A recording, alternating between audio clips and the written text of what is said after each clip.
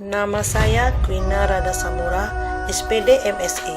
Saya Kepala Sekolah SMP Swasta Delitwa School yang beralamat Jalan Bayur nomor 1 Lingkungan 4 Delitwa. Salam sehat. Dalam rangka Hari Guru Nasional tahun 2022 yang bertema Serentak Berinovasi Wujudkan Merdeka Belajar, Kemendikbudristek memberikan penghargaan kepada guru dan kepala sekolah yang inspiratif dalam kerangka Merdeka Belajar. Untuk itu, saya sebagai kepala sekolah akan mengikuti kegiatan ini dengan semangat agar bisa mendapatkan penghargaan dari Pak Menteri dan sekolah SMP swasta Delitwa School lebih dikenal ataupun lebih eksis nantinya di tingkat kecamatan, tingkat kabupaten maupun tingkat provinsi. Selain itu juga dalam mengikuti apresiasi ini, saya dapat menambah wawasan untuk memajukan dan lebih meningkatkan mutu pendidikan SMP swasta Delitwa School. Selamat menyaksikan. Untuk memenuhi persyaratan mengikuti apresiasi Kepala Sekolah Inspiratif tahun 2022, saya membuat aksi nyata yang akan saya sampaikan beberapa hal tentang upaya meningkatkan kompetensi guru dalam pembelajaran berdiferensial untuk mengatasi learning loss dengan metode supervisi di SMP swasta Delitwa School. Hal ini saya lakukan bukan berniat menyombongkan diri atau narsis, tapi demi tuntutan persyaratan dalam mengikuti kegiatan kedinasan bagi kepala sekolah. Dalam upaya meningkatkan kompetensi guru dalam pembelajaran berdiferensial untuk mengatasi learning loss, guru adalah faktor utama dan ujung tombak dalam proses pendidikan, dan juga sebagai agen transformasi dalam penguatan sumber daya manusia. Hal ini senada dengan tujuan Kemendikbudristek melalui kerangka Merdeka Belajar, yaitu mewujudkan profil belajar Pancasila. Saya sebagai kepala sekolah telah membuat program bersama guru-guru yang awalnya melihat kondisi sekolah selama pandemi. Sebagian besar siswa-siswi SMP swasta Delitwa School mengalami kemunduran minat belajar yang biasa disebut dengan learning loss, yang artinya mengacu pada hilangnya pengetahuan dan keterampilan baik secara umum ataupun spesifik, atau terjadinya kemunduran proses akademik karena suatu kondisi tertentu. Menurut saya, kondisi learning loss tidak sepenuhnya terjadi karena pembelajaran jarak jauh atau karena tidak adanya pembelajaran tatap muka.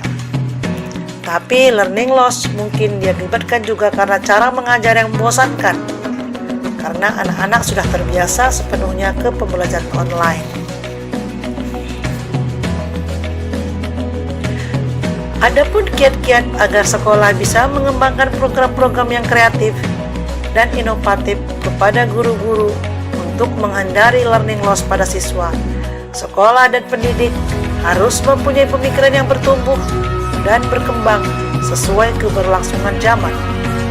Contohnya, pembelajaran daring yang dilakukan saat pandemi ini justru mempercepat pendidik dan siswa dalam menghadapi era digital yang perkembangannya kian cepat dari waktu ke waktu.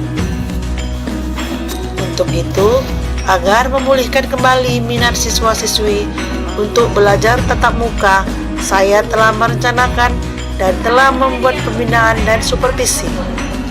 Guru-guru juga mengadakan musyawarah guru mata pelajaran, mewajibkan mengikuti platform Merdeka Mengajar, juga mengerjakan pelatihan mandiri topik demi topik, dan mengikutsertakan guru-guru dalam pelatihan-pelatihan pembelajaran yang berdiferensial dalam Merdeka Belajar. Dalam proses awal pembinaan yang saya lakukan sebelum memasuki tahun pelajaran baru dan selanjutnya sampai sekarang adalah dengan supervisi guru-guru di kelas ataupun di saat jam mengajar langsung.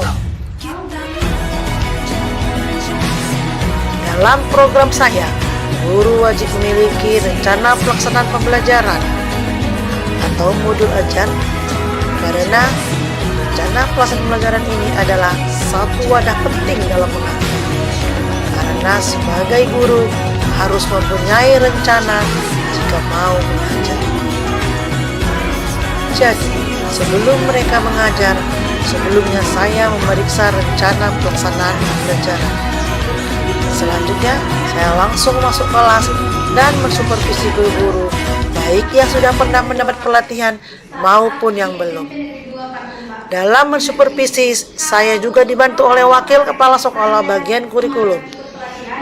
Secara rutin, supervisi ini saya lakukan 2 kali dalam setahun dalam orang yang sama. Tetapi, kalau rencana pelaksanaan pembelajaran setiap akhir bulan, saya wajib memeriksa perangkat pembelajaran mereka. Adapun tindak lanjut setelah saya mensupervisi, kemudian mengetahui apa kelemahan-kelemahan siswa-siswi, juga kelemahan guru-guru dalam mengajar, saya terus berupaya menghimbau agar guru selalu mengikuti webinar, pelatihan di sekolah maupun di luar sekolah, mengikuti musyawarah guru mata pelajaran, platform Merdeka Mengajar, workshop, pembinaan dari saya sendiri, dan lainnya. Walaupun hasil yang dicapai setelah melaksanakan pembelajaran diferensial cukup lumayan, hal ini bisa dilihat dari siswa kelihatan lebih kreatif, berpikir kritis, percaya diri, dan lebih berkembang. Yang akhirnya siswa lebih aktif, begitu juga dengan guru.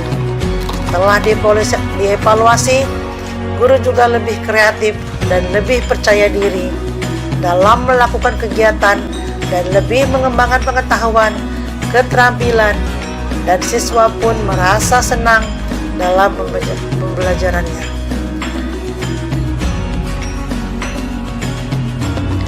Akhir kata, saya ucapkan terima kasih karena telah menyaksikan video praktik baik saya dalam ajang Kepala Sekolah Inspiratif tahun 2022.